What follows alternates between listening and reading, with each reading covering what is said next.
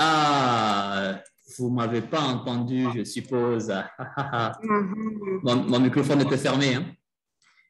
Alors, donc, je disais qu'on allait enregistrer ce deuxième cours aussi, qui porte sur les généralités sur Internet. Donc, c'est important pour nous de pouvoir parler d'Internet à la suite de la généralité sur le micro-ordinateur, quoi. Ce n'est que la contenu des choses. Et là, on va tenter de faire une définition, parcourir les points clés de l'histoire d'Internet et puis se pencher sur le fonctionnement d'Internet, parler de quelques fournisseurs d'accès au Mali et puis aborder la question de façon macro en ce qui concerne la sécurité avec Internet. Donc, en termes de définition, vous savez, dans les notions, il y a toujours une ou plusieurs définitions, des définitions qui sont assez génériques, des définitions assez techniques. Dans tous les cas, on va trouver notre compte. Cette première tentative de définition essaie de nous dire que Internet est un réseau télématique international qui résulte de l'interconnexion des ordinateurs du monde entier utilisant un protocole commun d'échange des données. Alors, ce protocole d'échange-là a été baptisé par un TCP/IP, qui veut dire le Transport Control Protocol, Internet Protocol. Et ce protocole a lui-même été spécifié par ce qu'on appelle le Internet Society, qu'on abrège en ISOC. Pourquoi? Pour permettre de dialoguer entre eux, donc entre les différents ordinateurs qui sont connectés dans ce réseau-là, grâce aux lignes de télécommunication. Alors, cette définition nous montre d'une part qu'il y a une question d'interconnexion, ça veut dire qu'il y a différents éléments qui sont mis ensemble, des ordinateurs, à l'occurrence, ou des actifs réseau. De par le monde, donc cela nous montre l'étendue du réseau. Il ne s'agit pas d'un réseau seulement de 2S, même si une famille là, mais c'est un réseau qui va au-delà. Donc, qui va au-delà du Mali, qui va au-delà de l'Afrique, qui va au-delà, voilà. On met tous les continents ensemble. Et grâce à quoi? Grâce à des protocoles standardisés. Donc, ça, c'est une notion, on va dire peut-être technique, mais ça montre comment on fait la chose et qu'est-ce qui est fait dans la chose. Internet, lui, qu'on peut abréger souvent par net, bon, ça c'est par abus de langage, des fois on dit oui, je vais sur le net, bon, on le disait avant, mais je ne sais pas si toujours on le dit, hein. Ça fait longtemps aussi parce que plus on est mieux renseigné par rapport à une question, moins on est en fait néophyte dedans. Mais je pensais qu'on entendait souvent donner le net, donc, qui est Internet de l'abréviation. On l'appelle aussi la toile, donc en faisant allusion au mot web, donc qui veut dire toile d'araignée. Donc, vous pouvez bien imaginer que les toiles d'araignée, il y a des points et puis il y a des petits fils qui sont interreliés, etc. Donc, ça fait allusion à ça. Au mieux, on peut parler de 3W où chaque W va vouloir dire World Wide Web. Donc, c'est le réseau étendu, le réseau mondial étendu. Voyez-vous, ou le réseau mondial, ou le 3W. C'est des termes similaires, mais tout cela ramène à parler d'Internet. Et l'accès à ce réseau est ouvert à tout utilisateur, qu'on va appeler internaute. Donc, si vous utilisez Internet, vous êtes donc appelé un internaute. Et pour que vous soyez un internaute, il vous faut une adresse IP auprès d'un organisme accrédité pour que vous puissiez aller sur Internet. D'où l'intérêt des fournisseurs d'accès à Internet.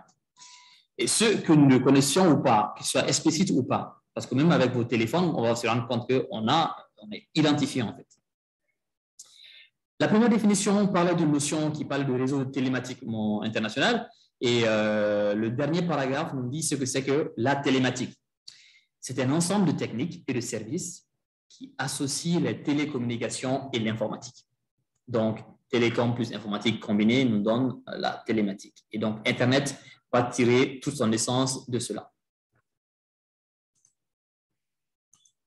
Alors, en termes d'historique, 1954, on a certainement entendu parler du projet ARPANET ou le projet du département de la défense des États-Unis qui a essayé de faire en sorte qu'ils mettaient un réseau pour échanger les informations. De là est né Internet, en tout cas du concept de base.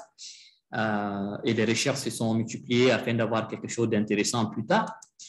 Mais une chose importante comme date pour moi, c'est en 1971, hein, où déjà on a eu l'ébauche de partage d'informations, mais en termes de courrier, hein, donc en termes de messagerie électronique, que Ray Tomlinson a initié. C'était un peu la naissance de l'email, on peut dire. Alors que le 3W, lui, naissait grâce au projet CERN par Tim Berners-Lee. Et donc, le nom de ce monsieur est tout le temps associé à l'histoire d'Internet, Tim Berners-Lee. On va dire, c'est lui le père d'Internet, en d'autres termes, on va dire. Si Tomlinson est le père de réseau de l'email, et bien Berners-Lee serait le père d'Internet parce qu'il a créé les 3W qui ont été les bases de tout ce qu'on a eu aujourd'hui comme développement pour Internet.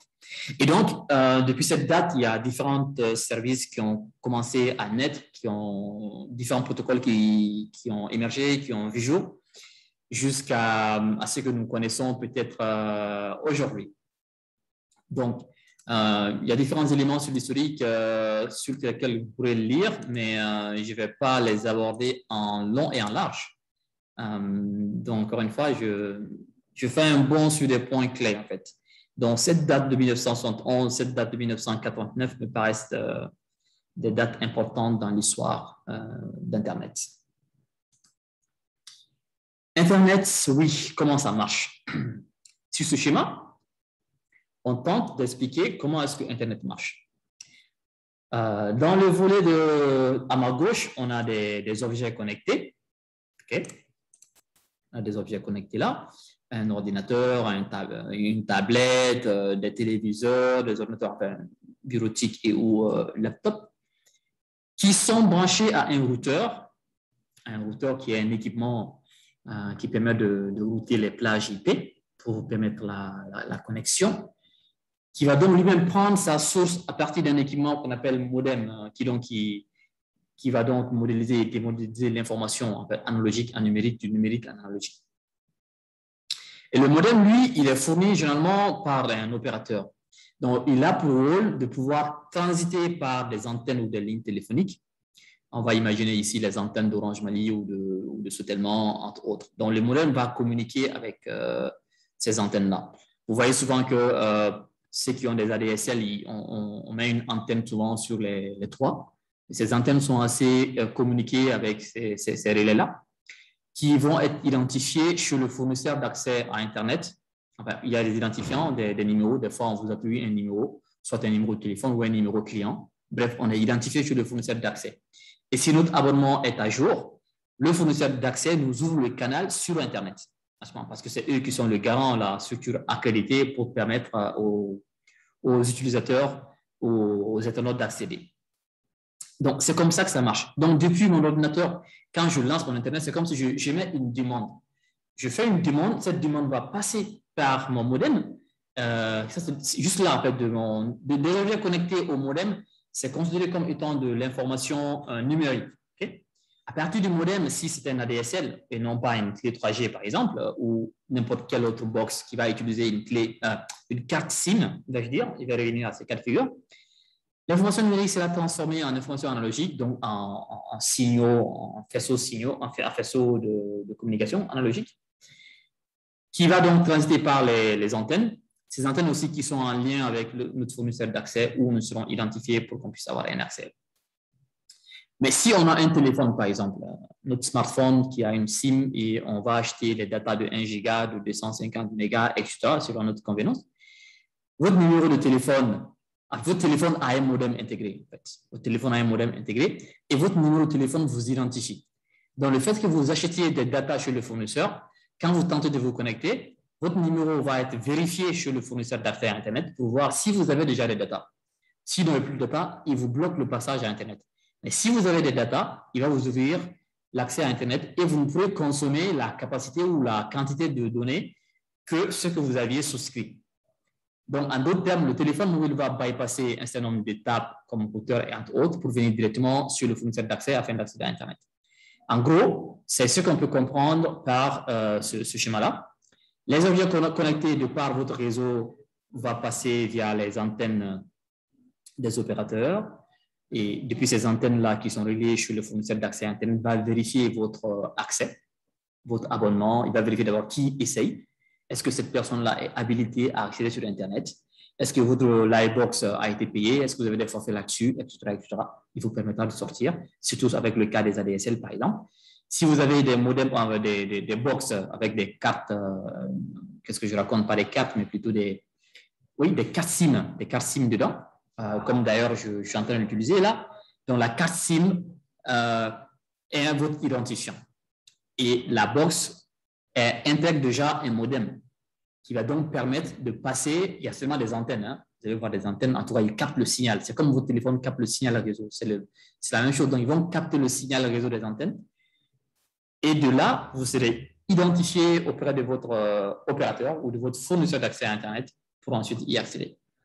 Donc, quel que soit votre moyen, un ordinateur, un téléphone, un smartphone à l'occurrence, une tablette, peu importe, vous allez vous identifier auprès de votre fournisseur d'accès pour ensuite accéder à Internet. Donc, au Mali, nous connaissons quelques fournisseurs d'accès à Internet, mais avant, ces fournisseurs d'accès à Internet, c'est en fait des prestataires de services qui vont nous donner, qui vont nous donner accès en fait à Internet grâce à moyennant quelque chose, moyennant un coût, parce que c'est pas gratuit. Si vous achetez 1 giga, c'est quelques francs quand même, hein, 500 000 francs, bref, ça a son coût. Si vous vous abonnez aussi via la fibre optique, ça a aussi un coût mensuel. Dans tous les cas, vous êtes amené à payer quelque chose à votre opérateur pour accéder à Internet. Et au Mali, on en a 4 des opérateurs. On a Orange Mali, on a Move Africa, anciennement connu comme Sotelma Malitel, maintenant Move Africa depuis quelques mois. On a Afribone, qui est un prestataire privé, et aussi Télécel qui est arrivé il n'y a pas longtemps. Donc, ces 4-là fournissent Internet à la population malienne. Quelques terminologies qui sont aussi des terminologies intéressantes qui peuvent peut-être aider. On a parlé d'ADSL, j'en ai parlé. Le ADSL, ce sont des acronymes qui veulent dire Asymmetric Digital Subscriber Line ou liaison numérique asymétrique. Je fais un bond sur cette notion d'asymétrique pour expliquer souvent le fait que quand on souscrit à un abonnement Internet chez un fournisseur d'accès, eh bien, le débit qu'il nous propose, parce que le coût va varier selon ce débit-là, le plus souvent, c'est un débit descendant. En fait, il y a un débit ascendant et descendant. Le débit descendant, c'est-à-dire que l'information que vous allez consommer depuis Internet vers votre ordinateur. Mais des fois, on peut être en mesure aussi d'envoyer de l'information à distance sur Internet. Donc, ça, c'est le débit montant. Mais souvent, le débit descendant n'est pas égal au débit montant. Mais ce besoin est vraiment peu exprimé parce que tous les utilisateurs n'ont pas ce besoin-là. Il y a des gens qui envoient beaucoup de données ou, par exemple, les gestionnaires de serveurs qui font des backups à distance ou alors des gens qui font des uploads de vidéos ou d'autres choses. Ça leur concerne parce que plus ce débit est grand, mieux leur travail est accéléré. Mais si ce débit n'est pas grand, ce n'est pas évident. Donc, il faut faire attention aussi à cela. C'est parce que le besoin n'est pas imminent que le fournisseur ne vous en parle pas tout de suite. Le 4G, c'est quoi? Bon, 4G, 3G, 2G, en fait, c'est des questions de génération. Vous le verrez, le chiffre 4, 2, 3 va dépendre de la génération des standards de communication. Hein. C'est une norme qui va donner accès à un haut débit d'échange de données depuis votre téléphone ou votre tablette en fait. Donc, cette vitesse peut atteindre environ jusqu'à 100 mégabits, soit 5 fois plus rapide que la 3G. Donc, c'est à peu près ça. Donc, la 4G va plus vite. C'est pourquoi des gens qui disent « Ah oui, avec la 4G, mes data finissent très rapidement. » Oui, c'est vrai parce que l'objectif est que ça aille plus rapidement, en fait. Donc, plus ça va rapidement, on consomme aussi beaucoup plus, j'imagine. Hein.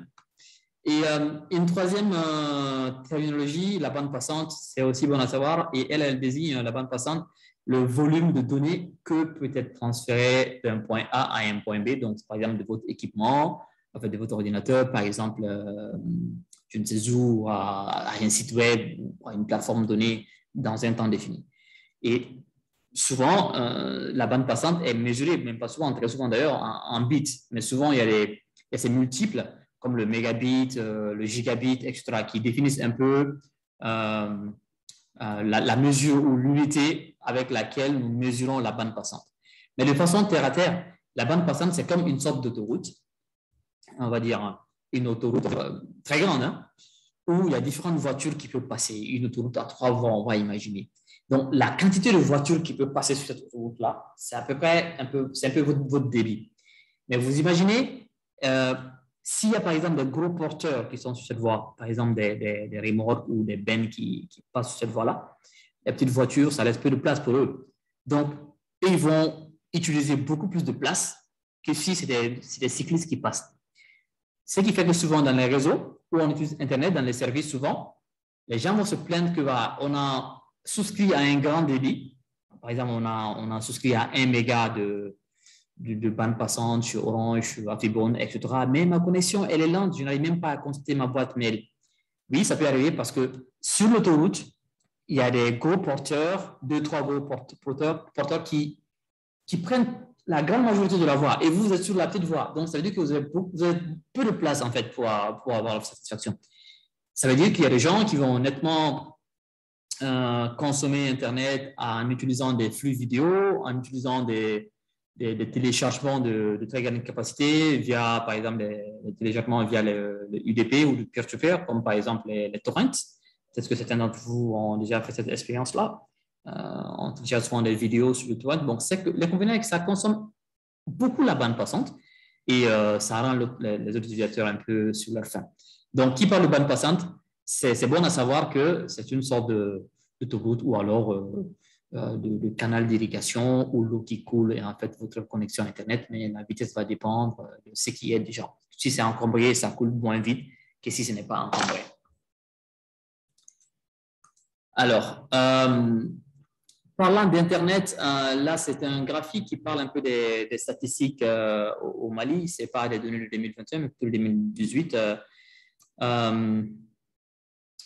du site web Internet World Stats. Ils ont fait des estimations par rapport à la pénétration d'Internet dans le pays. Et ils se sont basés sur la population malienne estimée à l'époque, qui était autour de 19 millions et quelques. Et ils ont aussi mesuré le nombre d'utilisateurs d'Internet au Mali. C'était autour de 19 millions, 400 000 environ. Et je me suis intéressé à regarder la part aussi de ces utilisateurs d'Internet-là, ceux qui utilisent le Facebook. Et là, à l'époque, c'était à 1,5 million en fait. Donc, l'idée, c'est quoi de ce graphique-là? C'est de voir la pénétration d'Internet, en fait. On voit, si on regarde les utilisateurs d'Internet sur la population générale, on se rend compte qu'il y a environ 65% d'utilisation d'Internet. 65% des Maliens vont utiliser Internet, en fait. Vous voyez que ça dépasse, 50%, ça dépasse la moyenne, hein. Moi, j'aime bien ça parce qu'on le confronte à d'autres statistiques pour faire en fait des commentaires. Par exemple, si on confronte cela, par exemple, au taux de scolarisation ou au taux d'alphabétisation, quelque chose comme ça, ou au taux d'employabilité, etc. Donc, c'est des chiffres qui parlent et on se rend compte à un moment donné qu'Internet, finalement, ce n'est pas seulement réservé peut-être pour ceux-là qui ont un certain niveau d'éducation ou seulement pour ceux-là qui ont un niveau professionnel parce qu'on est sûr que tous ces 12 millions 400 là ne sont pas, on va dire, des hauts fonctionnaires ou des gens qui ont tous un haut niveau d'éducation, etc. On est loin du compte. Hein.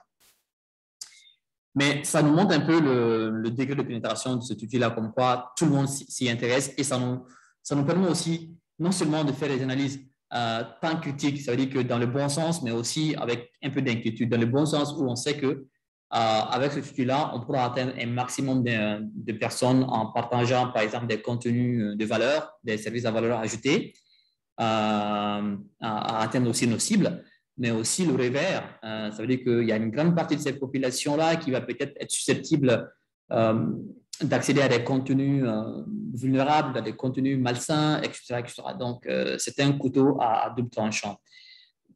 Donc, très souvent, certains utilisateurs, enfin, on a une population relativement jeune et ça veut dire que plus les jeunes l'utilisent, on va dire que c'est des jeunes, probablement, hein, ça a des hypothèses qui sont de certaines tranches d'âge, ils sont moins avertis et quand on est moins averti, on a des chances de faire une moins bonne utilisation d'Internet et finalement d'être buté à des problèmes de sécurité ou des problèmes d'atteinte à notre intimité, des problèmes d'atteinte à notre intégrité, à notre dignité, etc., etc. Donc, vous voyez ce que je veux dire.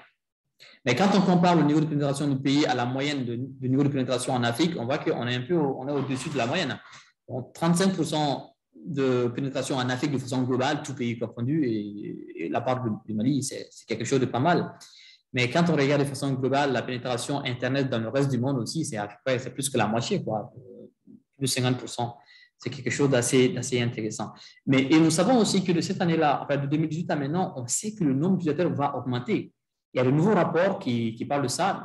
Malheureusement, je n'ai pas eu le temps de trouver ces chiffres-là, mais il y a au moins 2 sources de rapports que j'ai qui montrent les données actuelles en termes d'utilisateurs d'Internet au Mali. Encore, c'est des chiffres qui augmentent. Donc, encore une fois, c'est des choses qui sont intéressantes, mais c'est des choses aussi, par moment, on peut se poser des questions. Voilà. Donc, quand on prend Internet et qu'on essaie de voir ce que ça donne comme service, les services d'Internet sont assez nombreux. Hein. On va essayer donc de catégoriser un peu ces services-là. On a les services de messagerie. Hein. C'est ce que je disais, la messagerie, elle est née il y a longtemps. Hein. Et figurez-vous bien, la messagerie électronique ne sera pas remplacée aussitôt par la messagerie instantanée et tout ce que nous connaissons comme Facebook et machin truc. Je ne suis pas là en train de vous décourager, mais c'est ça, parce que chaque outil a son utilisation, chaque service a son avantage et son domaine d'utilisation. Donc, on a la messagerie, on a le Web 2.0, on a le transfert de fichiers, on a la messagerie instantanée et on a les groupes de discussion comme les forums de discussion aussi. Ça, ce sont les grands services d'Internet. Dans certains de ces services-là, je donne des détails, des sous-catégories de services. Par exemple, le Web 2.0, c'est grâce à ça qu'on a tout ce qui est développement pour la vente en ligne, donc le e-commerce ou l'apprentissage en ligne, le e-learning, mais aussi l'émergence des réseaux sociaux. Les réseaux sociaux, on connaît déjà Facebook, Twitter, Instagram, LinkedIn. En fait, il y en a tellement des réseaux sociaux actuellement. Je ne connais pas le tout d'ailleurs. Comme solution de e-learning, on peut parler de Doodle, qui est une plateforme de téléenseignement. Les MOOC aussi existent de plus en plus, qui donnent la chance aux gens d'apprendre différentes thématiques fournies par différents établissements, différentes universités ou grandes écoles. Et Moodle, qui est aussi une plateforme d'apprentissage ou à distance, d'apprentissage en ligne, donc de LMS, hein, de Learning Management System, comme on le dit bien. De même que Adobe Connect, WebEx. Bref, il y a beaucoup de solutions qui soutiennent en fait l'apprentissage à distance. Et dans la catégorie des e-learning, on peut bien citer Amazon. Beaucoup d'entre vous connaissent déjà Amazon pour sa notoriété dans le domaine de e-commerce, donc de la vente en ligne. Il y a aussi Darty, il y a Fnac, il y a eBay, il y a AliExpress, SoluShop au Mali, entre autres. Il y en a d'autres aussi, hein, certainement, mais bon, c'est juste pour vous donner quelques exemples de ces solutions-là. Alors, en termes de messagerie instantanée, on peut citer Skype, on peut citer Hangout ou maintenant Google Chat. C'est Google Chat, ça s'appelait Hangout, mais Google Chat. Messenger, donc vous savez bien que Messenger, c'est la messagerie instantanée de Facebook, WhatsApp, quelle autre solution là? Telegram, entre autres. Donc, la liste, elle est longue. Donc, l'idée, c'est quoi? C'est de savoir quelle plateforme utiliser, quelle solution utiliser, fait partie de quelle sous-catégorie ou de quelle catégorie. Et tout cela, bien entendu, c'est grâce à l'immense service qu'Internet peut nous offrir. Alors, en termes pour aborder la question de sécurité, la sécurité est un aspect complexe, vraiment, et une grande partie de cette sécurité relève de l'utilisateur. Ça veut dire qu'on a beau incriminer le matériel, en fait, ce ne sont que des moyens à la base. Donc, ces moyens-là, c'est l'humain ou c'est l'utilisateur qui va en faire une arme ou qui va en faire un médicament pour sauver des vies. Une façon de parler, vous l'aurez compris. Donc, ça dépend dans quel sens nous allons utiliser cet outil-là. Nous, aujourd'hui, nous utilisons Internet pour apprendre, pour dispenser un cours, échanger, apprendre l'un de l'autre. On aurait pu utiliser cela autrement, peut-être, je ne sais pas moi, pour faire des choses moins intéressantes, vous voyez. Alors, on peut vous citer quelques moyens de sécurité que vous pourrez vous approprier pour mettre la chance de vos côtés. Vous le savez bien, la sécurité à 100% n'existe pas en informatique, mais il faut se mettre les chances de ses côtés. Et parmi ces quelques moyens-là, on peut parler des antivirus. Vous savez, c'est important d'avoir un antivirus sur son ordinateur. Et c'est autant important que d'en choisir un bon. Il y a antivirus, il y a aussi antivirus. On sait aussi que dans cette catégorie de logiciels, des antivirus, bon, il y a différentes solutions proposées, il y a différentes gammes, il y a des antivirus qui sont gratuits, il y en a qui sont payants, il y en a qui sont beaucoup plus renforcés que d'autres, entre autres. Donc, l'idée, c'est que vous choisissez un antivirus qui est sécuritaire, en fait, qui sécurise différents aspects de votre vie privée. Et c'est ce qui est mieux. Donc, annuellement, il y a des sites qui font la promotion, en fait, ils font des scores pour les antivirus. Ils les classent par ordre de, de pertinence. Et ceux les mieux cotés sont ceux qui, à l'époque, seront des antivirus qui seraient les plus intéressants en termes de renforcement de sécurité. Dans tous les cas, il n'y a pas que ça. Il y a seulement cet aspect de classement en termes de pertinence, mais il y a aussi les aspects coûts des antivirus. Donc, on peut avoir un très bon antivirus, mais ne pas avoir les moyens pour acheter la licence. Et on sait bien que si on installe l'antivirus, les versions gratuites ou les versions shareware, donc de période d'essai de 30 jours généralement, après cela, l'antivirus ne marchera plus. Et donc là, on sera encore dans le problème d'insécurité parce que l'antivirus ne pourra pas nous protéger. Les modes de protection seront désactivés. Donc, autant de questions pour un antivirus. D'abord, choisir le bon, avoir les moyens d'acheter le bon. Après, voilà, essentiellement ça, le maintenir et le maintenir à jour. L'antivirus, c'est pour moi comme un vaccin. En fait. C'est comme un vaccin. Si vous choisissez un vaccin, eh bien, le vaccin, pour certains cas, doit être mis à jour. Parce que s'il y a de nouveaux virus, ou bien s'il y a de nouvelles souches de cette bactérie-là qui a été connue dans le temps, eh bien, vous serez vulnérable quand même à la maladie. Donc, il faut se mettre à jour. C'est ça, la mise à jour avec les antivirus. Donc, faire la mise à jour, c'est une bonne chose. C'est pourquoi j'aime bien dire, avoir un antivirus, c'est bien, mais il y a mieux, un antivirus à jour. Deuxième volet, les pare-feux. Les pare-feux, c'est aussi un élément capital dans la sécurité sur Internet. Donc, le pare-feu est similaire, par exemple, c'est comme on le dit en anglais, un firewall. C'est un grand mur qui vous protège de tout ce qui est à l'extérieur. On sait que sur Internet, c'est bourré de tout et de rien. Donc, ce mur-là ou ce firewall-là, encore une fois, ce pare-feu-là, vous met à l'abri de certaines attaques, de certaines intrusions, en fait, non autorisées, par exemple, sur votre ordinateur. Et là-dessus, Windows déjà propose par défaut des firewalls qu'on peut activer, mais il y a aussi des solutions spécialisées comme des firewalls qui existent. On cite par exemple un exemple de Comodo Firewall. Après, il y a aussi le navigateur qui est un élément. Le navigateur n'est pas en soi un élément de sécurité, mais l'utilisation correcte des navigateurs peut contribuer à renforcer la sécurité d'un utilisateur. Dans ce sens où si on utilise un navigateur qui est obsolète, c'est-à-dire un navigateur qui n'est pas à jour, qui a été créé, je ne sais pas moi, il y a une année, et on sait que les choses évoluent, les failles de sécurité, encore une fois, sont corrigées, mises à jour, il y a de nouvelles fonctionnalités qui s'y ajoutent, mais aussi les couches de sécurité se renforcent. Donc, si on n'utilise pas un navigateur à jour, eh bien, il y a des chances que le navigateur que nous utilisons ait des failles de sécurité à travers lesquelles un pirate peut s'immiscer et faire du tort à l'utilisateur. C'est pourquoi il faut utiliser un navigateur à jour. Moi, personnellement, j'aime bien Firefox comme navigateur. Ils sont régulièrement mis à jour, ils prennent en compte un certain nombre de sécurité, mais Google Chrome aussi n'est pas mal. Par contre, je ne respectais pas beaucoup Internet Explorer, enfin, jusqu'à récemment, hein, mais comme on le dit, l'histoire d'Internet Explorer ne m'a tellement pas bien convaincu que même aujourd'hui, leur produit actuel qui s'appelle Edge, ça ne me bluffe pas beaucoup, en fait. Donc, je reste fidèle à Firefox et au pire des cas, à Google Chrome. Alors, la messagerie aussi est un maillon intéressant dans la sécurité sur Internet. Pourquoi? Parce qu'on sait qu'à travers la messagerie, l'histoire a connu beaucoup de propagation des vulnérabilités, que ce soit des virus, que ce soit de toutes catégories confondues, de logiciels malveillants ou des vols d'informations, d'identité, etc. Il y a beaucoup de ces cas de figure qui passent par la messagerie électronique.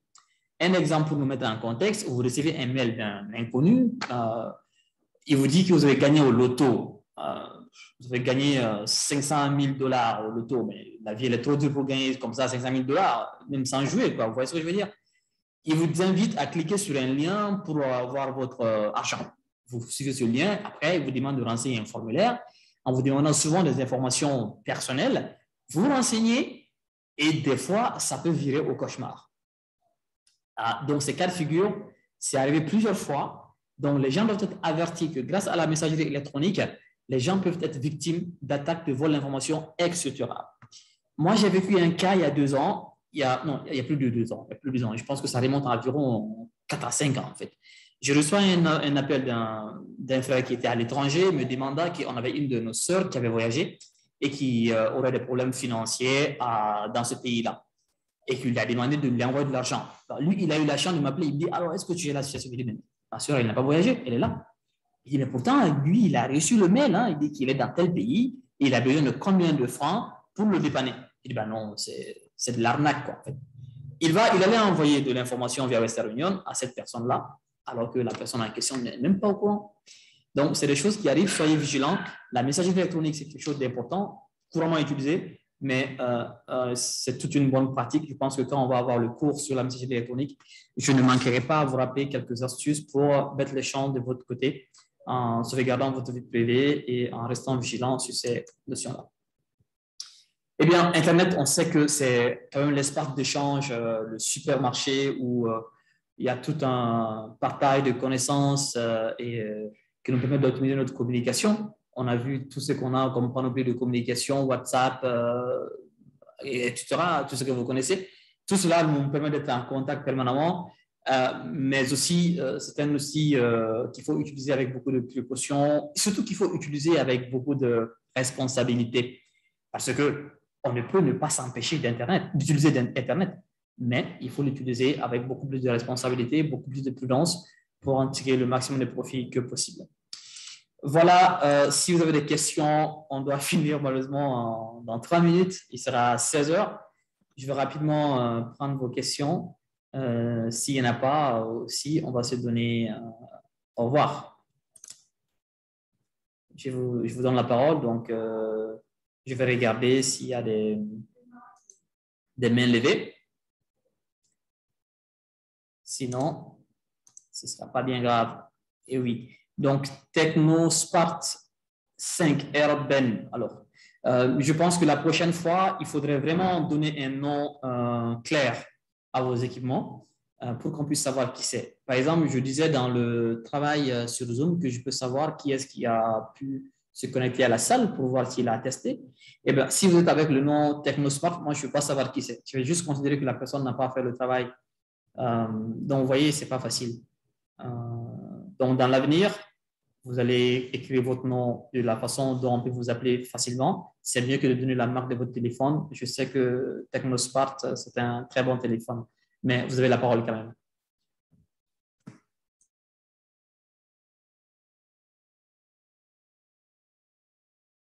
Vous avez la parole, TechnoSmart. Activez votre microphone et posez votre question ou faites votre commentaire rapidement pour qu'on donne la parole à quelqu'un.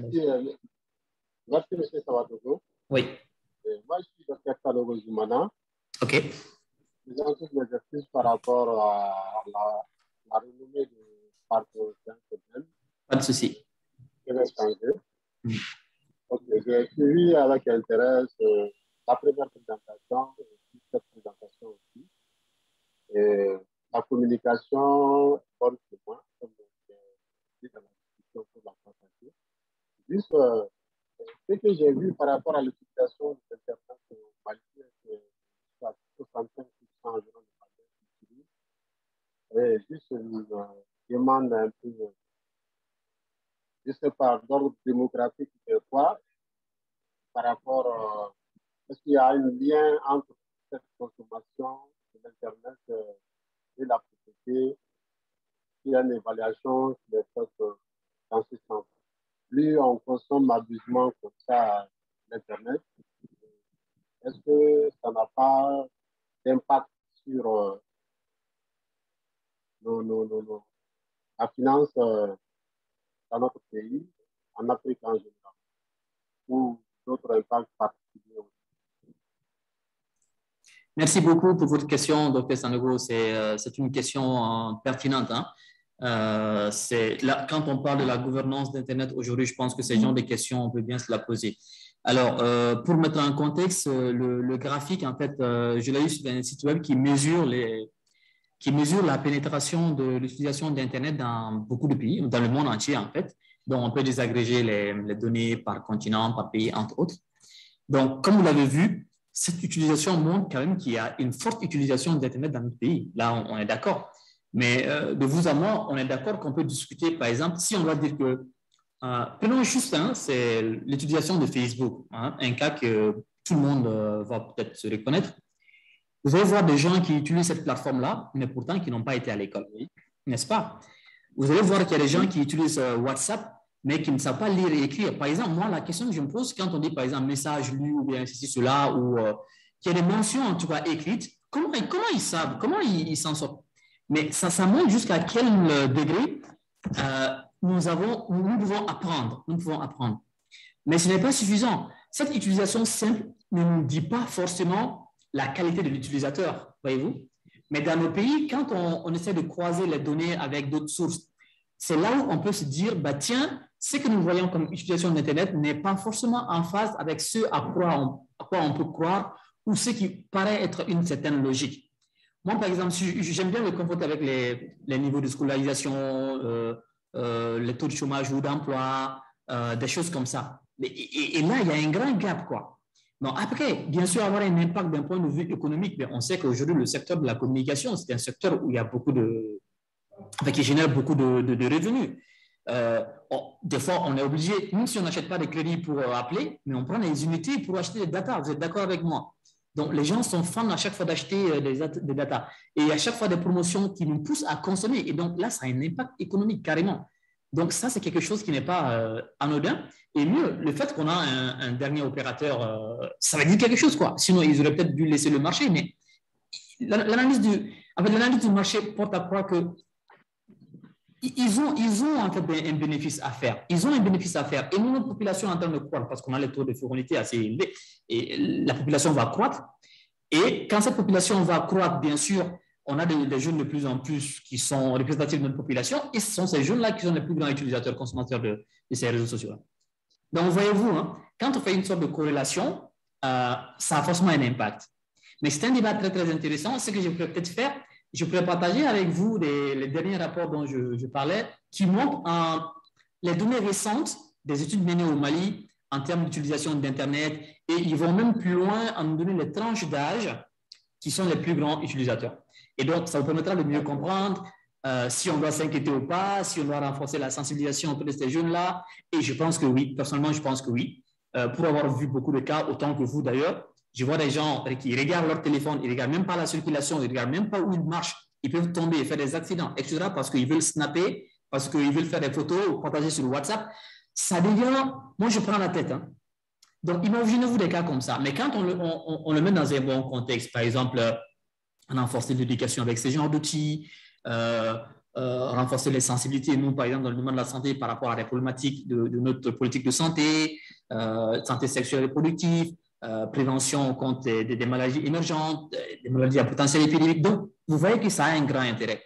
Mais vous, par exemple, en fait, pas vous, mais nous qui sommes dans ce secteur-là, imaginons qu'on... ouais.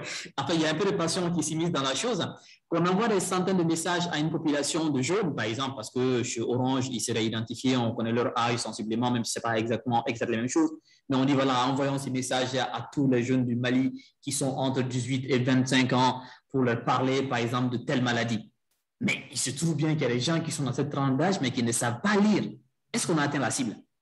Mais pourtant, ils utilisent Internet. Donc, cet indicateur que nous avons là, si nous l'utilisons comme ça, on peut se tromper quelque part.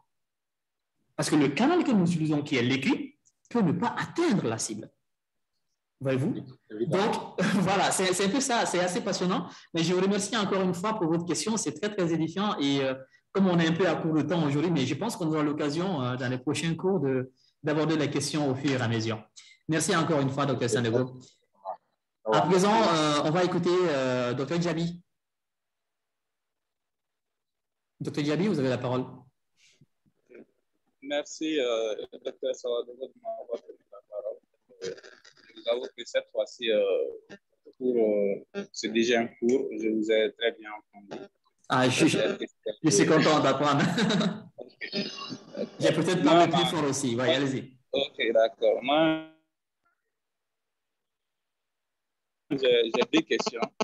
Ma première question, c'est une question d'éclaircissement. Y a-t-il, quand vous avez montré l'algorithme ou le tableau concernant les différentes outils liés à l'Internet, notamment la messagerie instantanée, le web, j'ai vu que dans le web, vous avez fait ressortir également la part des réseaux sociaux. Et ce que j'aimerais savoir, y a-t-il une différence entre les sous-groupes réseaux sociaux et puis également la messagerie instantanée? vu que le Skype, les messageries, le WhatsApp sont regroupés dans les messageries instantanées et à peu près les mêmes applications également sont utilisées également dans les réseaux sociaux également. Dans les réseaux sociaux également. Ça, c'est la première question. Okay. La deuxième question, quand vous avez affiché le diaporama concernant l'Internet et sécurité, j'ai dit, waouh, là, on va en parler. Mais j'ai vu que vous avez touché un peu, mais j'aurais préféré, sinon, si vous pouvez me donner des astuces par rapport à ça, notamment la cybersécurité ou la cybercriminalité. Aujourd'hui, en tant que DS, voire ressortir et médecin, nous pouvons être confrontés à pas mal d'escroqueries.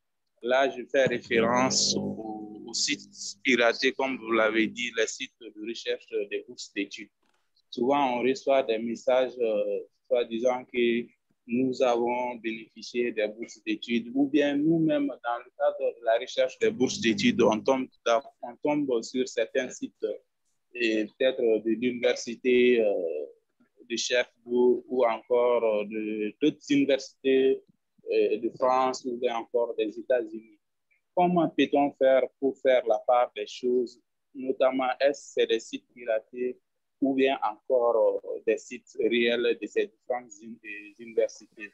Et ça, c'est la première partie par rapport à cela.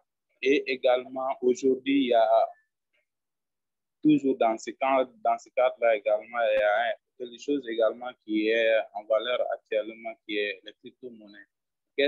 Notamment dans le cadre des investissements, qu'est-ce que vous pensez de ces différents sites qui mettent en valeur les crypto-monnaies? Merci. Merci beaucoup, Dr. Djavi. Très bonne question, toutes les trois d'ailleurs. La première qui veut demander la différence entre les réseaux sociaux et la messagerie instantanée, parce que vous avez raison que dans certains réseaux sociaux, on trouve des outils de messagerie instantanée, c'est vrai. Et c'est pourquoi d'ailleurs, quand j'ai parlé de Facebook comme étant un réseau social et dans les instantanés, j'ai parlé de Messenger et j'ai fait allusion à ce Messenger même de Facebook. En fait, initialement, avant le big boom de ces réseaux sociaux-là, il y avait, ces outils étaient nettement distincts. Maintenant, je prends un exemple pour m'illustrer. On a Skype comme messagerie instantanée, d'accord? Skype ne permet pas, par exemple, de faire un post de sa photo ou d'une situation, etc., n'est-ce pas? Skype, c'est juste pour se connecter, avoir son contact, passer un appel, faire une réunion audio ou visuelle, comme nous le faisons comme ça dans Zoom. Mais Skype ne va pas nous permettre, par exemple, de publier des posts ou bien de voir le groupe. Voilà, voyez-vous un peu la différence?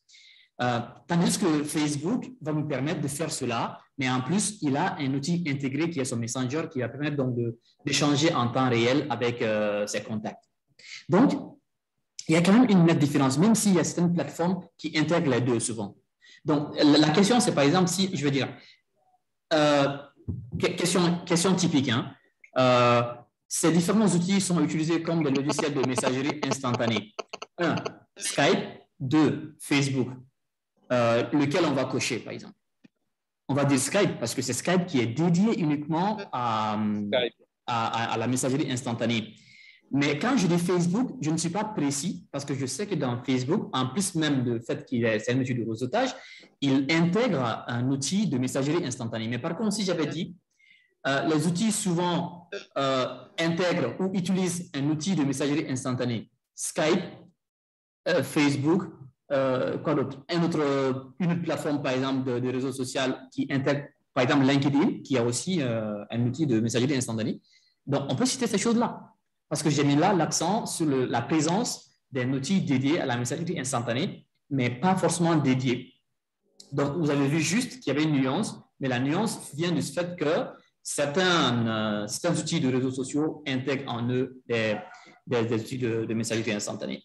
Pour votre deuxième question, en ce qui concerne de vous donner des astuces par rapport aux questions de sécurité, si on a la chance, on a un cours qui va parler de la sécurité. À ce moment-là, je serai beaucoup plus à l'aise, vu qu'on a déjà en retard, vous parler des astuces, mais aussi développer un peu ce qu'on entend par différentes techniques de sécurité. Là sera le créneau pour parler en long et en large de cela. Et peut-être même que la crypto-monnaie va rentrer dans ce sens-là, mais la crypto-monnaie n'est pas seulement des questions de sécurité aujourd'hui, mais c'est des questions même de tendance d'abord, puis après, qui parle d'argent, bien sûr, parle de sécurité. Parce que même un simple virement bancaire des fois, ça peut être intercepté, etc., etc.